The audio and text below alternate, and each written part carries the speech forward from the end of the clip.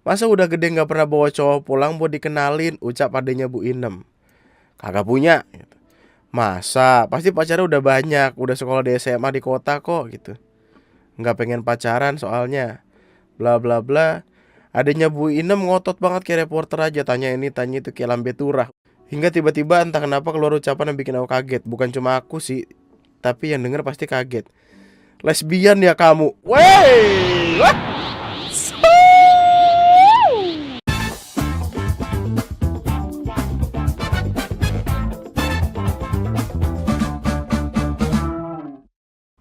Jadi kemarin tuh gue ketemu sama di telepon sama ini loh, sama penipu.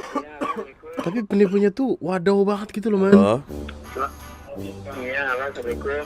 Waalaikumsalam. Siapa nih? Ini lagi di mana, Pak? Di rumah? Iya, lagi di rumah, lagi pada meriang nih. Oh, kenapa nggak enak badan? Mm-mm. Oh, baru aja mau ke rumah, mau mampir. Hampir ngapain? Mau ke rumah? Ngapain? Oh, ngapain? Emang saudara mau main ke rumah nggak boleh? Saudaraku! Maaf, itu gue refleks banget. Gue marah-marah karena gue lagi sakit, gue lagi capek. Tiba-tiba ditelepon kayak gitu kan, gue sebel. Terus dia masih lanjut, men. Kenapa, Pak? Iya, masih so asik. Tumben lu tahan ya. Dapat duit berapa sih begini-gini? Apanya? Ayo udah lu ngomong aja dapat duit berapa. Gue tiba-tiba bukain. Sadar ya, setiap kali lu nelpon orang, nomor lu tuh kelihatan. Ada aplikasinya. Masa lu kayak gitu nggak paham teknologi anjing? Lu sekolah berapa tahun anjing? Masih percaya sama teknologi? Gue lebih percaya teknologi daripada penipu tol. Udah aja. Percaya sama teknologi, percaya sama diri sendiri, Bang. Waduh, Jangan sama teknologi. kenapa tiba-tiba bang? Katanya gue saudara nih. Tadi gue bapak. Konsisten dong kalau ngomong. Udah, nggak penting. Lah, lu nggak penting gue. Hari gini masih percaya teknologi. Ya kan lu nelpon juga pakai HP teknologi. Kalau bukan teknologi apa namanya? Gemblong anjing, goblok. Oke, lanjut. Halo Bang Andri, selamat malam. Selamat malam. Dan semoga dalam kondisi yang sehat serta bahagia. Ya, semoga sehat, semoga bahagia. Perkenalkan, namaku Akid. Iya, aku juga lagi Akid. Wah, callback. Aku berasal dari kota Purbalingga. Ini adalah kali pertama aku mencoba untuk mengirim kisahku pada orang lain, karena sudah terlalu gedek atau sebel sama tetanggaku. Berharap dengan membagikan kisah ini bisa mengurangi beban emosional yang aku rasakan. Yoi. Aku adalah anak perempuan dari keluarga sederhana di sebuah desa di kecamatan Karangmocol, anjay. Aku punya satu orang kakak laki-laki dan kedua orang tuaku yang bekerja sebagai guru honorer. Aku punya satu orang kakak laki-laki dan kedua orang tua yang bekerja sebagai guru honorer. Saat ini bapakku udah pensiun dan fokus berternak sapi. Bisa dibilang keluargaku itu adem ayem, alhamdulillah banget. Tapi semua itu tidak menjamin keterangan hidup. Karena aku punya tetangga kampret yang sifatnya innalillahi bin astagfirullah banget. Waduh, aku akan cerita beberapa pengalaman tidak enak yang aku dapat dari waktu aku masih kecil hingga aku berumur 22 tahun saat ini. Pengalaman nyebelin punya tetangga yang sudah enggan aku anggap sebagai saudara karena sebenarnya masih ada hubungan darah antara keluargaku dan tetanggaku itu. Untuk memudahkannya kita panggil aja keluarga tetangga nyebelin itu dengan nama keluarga Bu Inem. Bu Inem adalah seorang bidan, punya 2 anak seingatku. Satu laki-laki dan satu terenggiling. Oh, perempuan. Dalam hal ini si anak perempuan yang kenapa terenggiling tadi? Bagus tuh. Dalam hal ini si anak perempuan yang lebih sering bikin drama dan kita panggil saya namanya Mawar. Sedangkan anak laki-lakinya tidak terlalu aku kenal karena dia jarang di rumah dan lebih terlihat seperti anak hilang. Dan ada seorang suami yang sebenarnya aku tidak tahu pekerjaannya apa. Bu Inem bilang sih jaksa, tapi entah, aku tidak pernah tahu akan hal tersebut. Oke. Pertama, aku sangat ingat saat itu aku masih kelas 6 madrasah. Suatu hari pada saat liburan semester, Bu Inem dan suaminya datang ke rumahku. Mereka mengajakku ikut pergi ke kota Purbalingga. Aku seneng dong. Saat itu aku masih bocah dan aku kira aku dibawa jalan-jalan. Tapi ternyata apa? Aku dijadikan budak untuk putrinya Bu Inem. Ya saat itu Mawar baru masuk ke SMA favorit, yaitu Pada saat itu aku adalah masa orientasi yang sudah pasti banyak keribetan akan perkap. Harus buat papan nama, belum alat-alat lain seperti tas kardus, membuat topi warna-warni, alat perkap lainnya yang ribet. Aku dibawa jauh-jauh dari rumah di desa ke kota, lebih tepatnya ke kamar kosnya si Mawar. Untuk apa? Untuk membuatkan si Mawar papan nama, menghiasi topi ospek, dan lain sebagainya dengan ketentuan ukuran yang tentu saja untukku yang masih kelas 6 madrasah akan kesulitan ini. Tetangga waduh bet. Anak kelas 6 SD lu dibayar gak? Kalau lu dibayar nggak apa-apa dah. Dan lebih kan berita lagi, aku ditinggal sendirian di kos tersebut. Baik si Mawar maupun keluarganya pergi entah kemana. Emang anjing. Aku di situ penuh kebingungan dengan kertas list perkap. Di situ asing, tidak berani keluar kamar dan tidak punya HP buat minta jemput orang tua. Jujur saat itu aku ingin menangis atau mungkin sudah meneteskan air mata, aku lupa.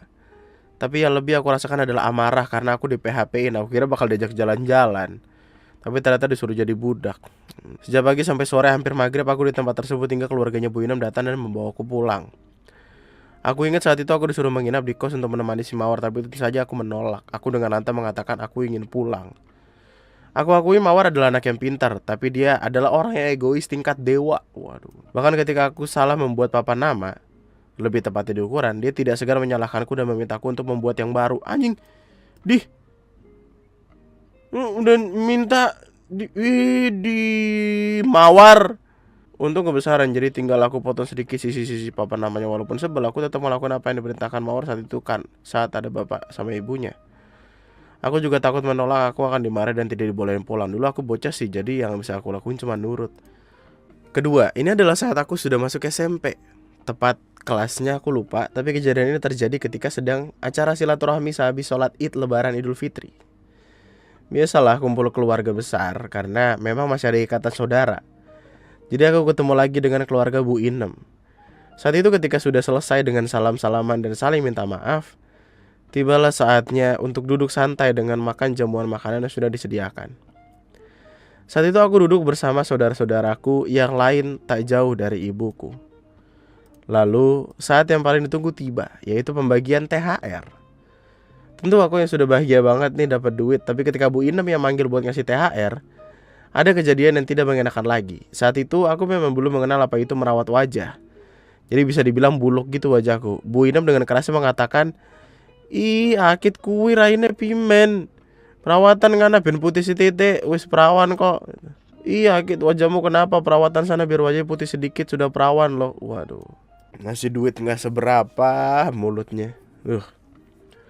Aku diam saja dan cuma mengambil jatah THR-ku lalu mengucapkan terima kasih, tapi belum juga aku pergi. Bu Inem kembali ngomong, "Pasti belum punya pacar ya, tuh seperti Mawar, dia perawatan jadi nanti banyak orang yang naksir. Belum pernah disetrum pakai aki ya Bu, bibir." Aku tanpa berbalik lanjut jalan aja pergi sama saudara-saudaraku yang lain. Aku tahu saat itu aku agak emosi, terus salah satu saudara akhirnya nepuk pundakku, seakan nyemangatin aku walau tidak ada sepatah kata pun yang keluar dari mulutnya. Aku tahu dia mencoba untuk membuatku lebih tegar dan kemudian dia mengatakan, "Makan mie ayam yang pedes yuk," gitu sambil tersenyum. Seketika bebanku langsung hilang dan kami pun pergi ke warung mie ayam dengan uang THR yang lumayan. Tapi tetap aja tuh ibu-ibu gue yakin ngasih THR tidak terlalu dah. Bu Inem. Lakuan lu Bu Inem. Kejadian ini kejadian saat aku masuk SMA. Aku tidak sepintar Mawar dan aku tidak diterima di SMA favorit di kota. Akhirnya aku mendaftar di SMA yang lainnya. Tapi tetap di salah satu SMA terbaik di kotaku walau bukan nomor 1. Dan tahu apa yang selanjutnya terjadi? Ya, aku langsung jadi bahan omongan keluarga Bu Inem. Entah mungkin ini hanya aku yang ngerasa, tapi ucapan mereka cukup nyakitin. Seperti, "Kok bisa kamu ndak masuk ke SMA favorit itu, pasti nggak belajar ya?" Waduh. Contoh Mawar tuh rajin belajar, jadinya pintar bisa sekolah di sekolah favorit. Iya Bu, tapi Mawar bego, ngapa-ngapain gak bisa. Gue sih gue gituin ya. Lalu saat kelas 2 aku masuk ke kelas IPS, bukan IPA.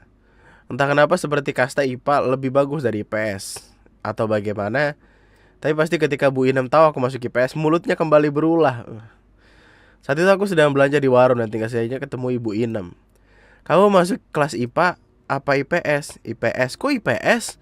Pasti kamu males ya di sekolah makanya masuk IPS. Mawar masuk kelas unggulan IPA loh, masa kamu tidak?" Nyeh. Ih. Lu tanya deh, "Ibu sekarang kerja apa enggak?" "Oh enggak, saya mah ibu rumah tangga." Ih parah no, lihat no Ibu Risma jadi Kemensos. Ngomong apa lu? Lihat no, ada yang punya partai. Ini maksudnya di Amerika, Hillary Clinton. Aku cuma bisa senyum aja, padahal aku di kelas IPS menjadi salah satu siswi yang pintar. Aku masuk ke kelas elit karena nilai sosiologi dan geografiku di atas rata-rata. Bagus, pintar. Aku bahkan pernah diajukan untuk ikut lomba semacam cerdas cermat di bidang geografi. Tapi karena aku saat itu juga ada masalah lain, jadi aku menolaknya, memberikan rekomendasi siswa lain kepada guru geografiku. Tapi biarlah, aku tidak mau menceritakannya ke Bu Inem karena dia pun tidak akan mau mendengarkan hal tersebut.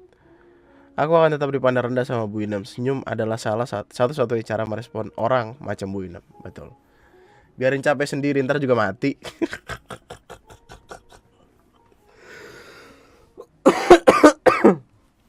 Mulut barangan banget. Ini kejadian waktu lagi-lagi ketika masa silaturahmi kumpul keluarga merayakan Idul Fitri. Yang ini bukan dari Ibu Inem sih, tapi dari adiknya Bu Inem. Emang keluarganya problematik anjing.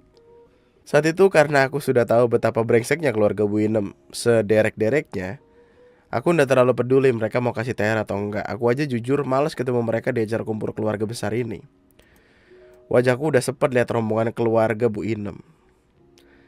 Adanya Bu Inem, kakaknya Bu Inem, karena semua keluarganya mereka ngenekin semua. Dan ya, pikiran burukku kejadian. Saat itu tiada angin, tiada hujan, hari cerah, masih ada nuansa-nuansa penuh rahmat Allah Subhanahu wa taala. Bau ketupat sama opor ayam pun menyenangkan. Tapi tiba-tiba adiknya Bu Inem, dia nimbrung sama aku juga saudaraku yang lain. Aku udah gak nyaman, tapi aku tahan aja. Kalau aku langsung pergi bakal dicap anak tidak sopan. Tiba-tiba muncullah percakapan seperti ini. Akid, pacarmu mana? Waduh, masa udah gede gak pernah bawa cowok pulang buat dikenalin, ucap adanya Bu Inem. Kagak punya. Masa? Pasti pacarnya udah banyak, udah sekolah di SMA di kota kok gitu. Gak pengen pacaran soalnya. Bla bla bla. Adanya Bu Inem ngotot banget kayak reporter aja, tanya ini tanya itu kayak lambe turah. Hingga tiba-tiba entah kenapa keluar ucapan yang bikin aku kaget. Bukan cuma aku sih, tapi yang denger pasti kaget. Lesbian ya kamu? Wey! Karate congore, lu lipet, lu remes, lu kucek kayak baju kemarin sore anjing. Masa kagak punya pacar udah gede kayak gitu?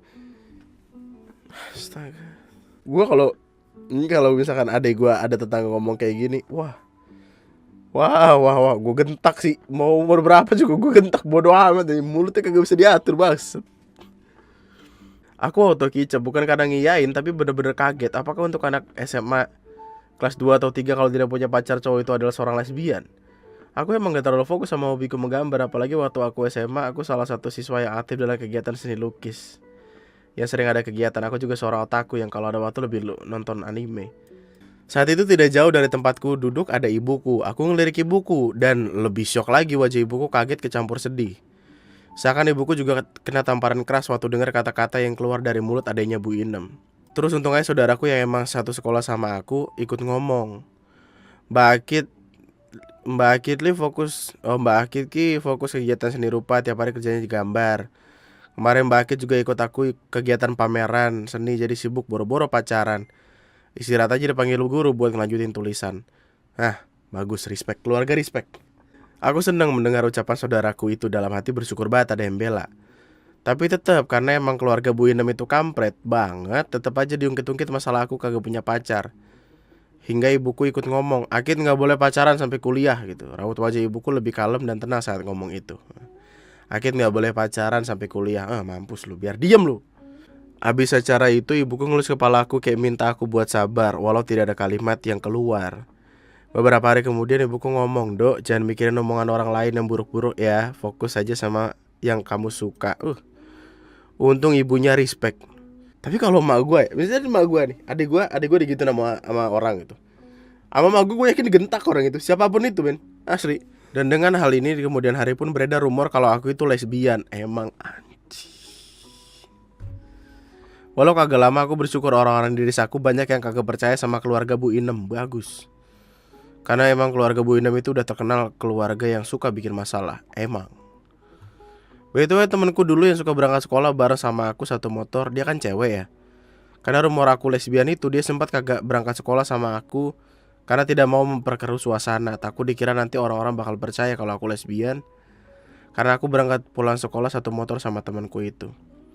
Saat itu aku agak sebel karena ya dia temanku yang kena imbasnya juga. Padahal sekolah jauh, kalau pakai angkot capek nunggu dan belum tentu dapat.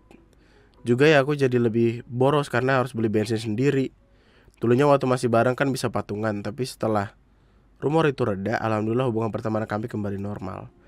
Temanku juga paham akan permasalahan keluarga Bu Inem. Dia sempat minta maaf karena sempat ngejauhin aku. Kelima, ini terjadi awal-awal virus COVID menyebar. Awal juga kuliahku mulai online. Aku sempat sakit waktu itu, demam tinggi, muntah-muntah, sakit perut dan pusing. Ya, aku tinggal di desa yang jauh dari kota. Jika ada yang sakit, yang bakal dipanggil pertama pasti bidan atau mantri kesehatan. Tapi saat itu Bapak Mantri tidak ada di tempat, sehingga dengan terpaksa keluarga aku meminta bantuan kepada Bu Inem yang seorang bidan. Sekedar untuk diperiksa atau dikasih obat penurun panas. Saat itu aku sedang dalam kondisi sangat lemah sehingga hanya bisa berbaring di kamar. Dan tahu apa yang terjadi? Ibu Inem menolak untuk datang memeriksaku dengan alasan takut tertular COVID. Padahal belum tentu aku kena COVID. Dan yang lebih buruknya, bahkan dia menolak kedatangan ibuku, memintanya langsung pulang ke rumah dan melakukan isolasi serta memanggil pihak rumah sakit saja. Saat ibuku balik, aku lihat matanya agak sembab sambil meminta maaf kepada aku seakan menahan air mata. Inem, asu kon. Ibuku yang terlalu takut jika aku benar-benar kena COVID pasti panik. Saat itu aku merasa hancur banget. Bahkan di saat aku terpuruk seperti ini, Bu Inem pun tidak bisa menjaga mulut. Lu jahit gitu mulut tuh. Lu lem pakai lem Korea, anjing. Bisa kan dia mengatakan dengan hal lebih baik dan lembut, bukannya mengancam dan menakut-nakuti seperti itu. Bisa kan dia mengatakan sekarang sedang marah COVID, coba diperiksa dokter aja, saya belum sanggup meriksa atau sebagainya, tidak membuat orang panik. Untuk saudaraku yang lain mau membantuku dan keesokan harinya aku dibawa ke rumah sakit dan keluarlah diagnosa penyakitku. Ternyata aku kena tipes dan masalah asam lambung. Karena dipengaruhi gaya hidupku yang tidak sehat selama masih ngekos dan kuliah di Purwokerto. Aku pun diperbolehkan pulang dan rawat jalan karena saat itu rumah sakit sedang kepayahan dengan banyaknya pasien yang membludak. Aku bersyukur banget bahwa aku bukan kena COVID-19 tuh. Inam, lihat no. Bukan COVID, barangan mulut lu. Setelah kejadian itu aku bersumpah bahwa jika aku berada dalam keadaan terdesak, aku tidak akan meminta bantuan ke keluarga Bu Inem. Dan lebih baik aku mengemis di jalan ketimbang meminta bantuan ke Bu Inem. Bagus. Inem kalau misalnya nanti dikubur, minta kucing yang nguburin. Oh gitu. Keenam, wah ternyata udah panjang. Maaf ya Bang Andi kalau ngebosenin. Enggak ngebosenin, kita seneng ngedengerin lu ini ngomongin orang. Kejadian ini terjadi 6 bulan kemarin, yaitu waktu kakakku menikah. Ya, alhamdulillah kakakku itu termasuk orang sukses. Dia masuk kuliah kedinasan dan berakhir jadi pegawai pajak di Jakarta Pusat. Kejadian ini terjadi 6 bulan kemarin, yaitu waktu kakakku menikah. Oke.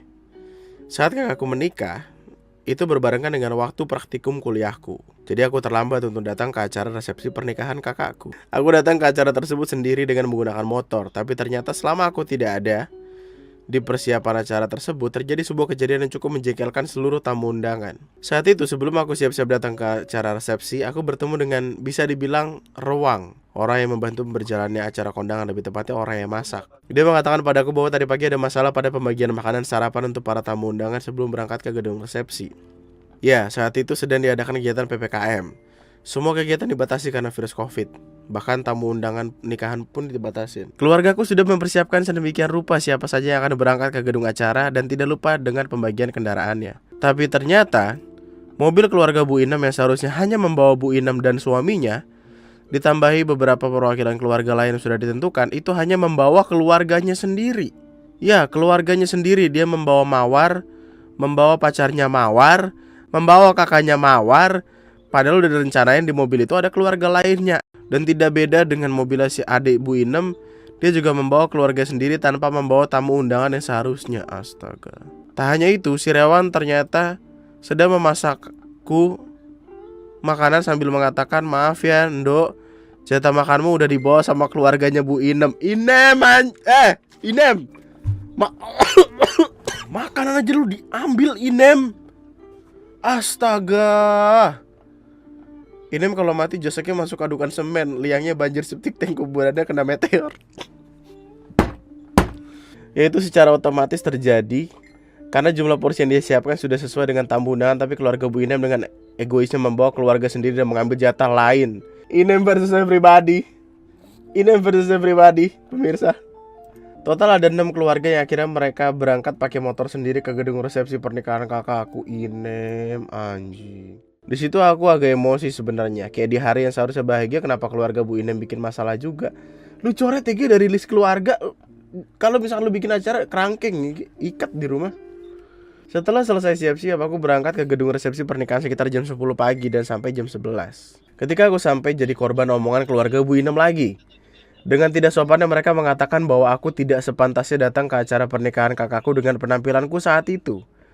Saat itu aku tanpa dandanan apapun, hanya memakai celana hitam, kemeja biru, dan kerudung segi 4 serta sepatu di depan banyak orang. Aku agak emosi saat itu, untung aja aku datang dan tidak bolos ke acara ini karena terlalu capek habis praktikum. Keluarga Ibu Inem mengatakan bahwa seharusnya aku dandan dan pakai kebaya karena aku masuk keluarga inti yang sedang menikah. Padahal mereka tahu sifatku, aku bahkan lebih memilih tidak ikut wisuda waktu SMA karena memakai kebaya. Mereka tidak tahu aku sebenarnya seperti apa dan malah menyalahkanku. Inem anjing. Untung ada saudaraku yang lain yang menyambutku dan tidak langsung membawaku pergi. Dan langsung membawaku pergi dari hadapan keluarga Bu Inem. Kalau ndak ada mungkin aku akan ngajak keluarga Bu Inem ribut di depan gedung pernikahan. Jawaban lu buat penipu tadi cocok nih. Buat Inem saudaraku. Iya bener. Saudaraku. Ibuku kaget aku datang ke acara pernikahan kakakku karena ibuku tahu aku sangat anti dengan acara-acara seperti ini. Ibuku langsung masuk dan menggandeng tanganku mengatakan bahwa dia bersyukur banget kalau aku mau datang walau keadaan lagi capek habis praktikum. Habis itu ibuku pergi lagi ikut duduk dekat kakakku. Saat itu kakakku juga menunjukkan raut wajah senang ketika melihatku datang walau terlambat. Karena sejujurnya waktu itu aku masih suka mengatakan bahwa aku ada kegiatan jadi mungkin tidak bisa datang. Sampai izin segala macam loh demi keluarga. Belum sampai di sini aja rasa jengkelku sama keluarga Bu Inem. Sepertinya sudah aku katakan jumlah tamu undangan dan oleh-oleh sudah disesuaikan. Tapi karena dengan egoisnya keluarga Bu Inem membawa keluarganya sendiri, bahkan pacarnya Mawar datang, membuat pembagian oleh-oleh atau souvenir pernikahan tidak cukup. Ya nanggung malu siapa? Ya keluargaku. Untung beberapa orang yang emang baik dan dekat dengan keluargaku mau membantu dengan tidak membawa souvenir mereka dengan sukarela. Inem! Sebelum selesai acara aku sempat dipanggil oleh Bu Inem untuk mendekat. Tapi aku pura-pura tuli dan buta. Aku duduk santai sambil makan. Soalnya ada saudaraku yang lain yang jadi budaknya Bu Inem. Ternyata Bu Inem meminta saudaraku untuk menjadi tukang foto keluarganya. Astaga, Inem. Gila, aku aja yang lihat risih. Keluarga Bu Inem dengan tidak sopannya foto-foto di acara pernikahan kakakku. Mulai dari depan gedung, pintu masuk, di altar dan sebagainya. Aku sampai kagak mau ngeliat kerempongan keluarga Bu Inem. Dan Mawar dengan bangganya memperkenalkan pacarnya sebagai calon polisi. Wah, dia berkoar-koar kalau pacarnya itu bakal bentar lagi dilantik jadi polisi kepada orang-orang. Begitu juga dengan Bu Inem. Dalam hati, brengsek keluarga kagak tahu diri, pacarnya kagak ada di list tamu undangan, anaknya juga sebenarnya juga kagak ada, malah banyak yang punya malah kayak yang punya acara. Aku cuma bisa ngelus dada. Akhirnya keluarga Bu Inem pulang. Aku juga pulang ke rumahku dengan membawa motorku santai. Habis acara itu aku tidur di kamarku dengan lelap karena beneran capek fisik juga mental. Mental diuji banget emang kalau ada Inem.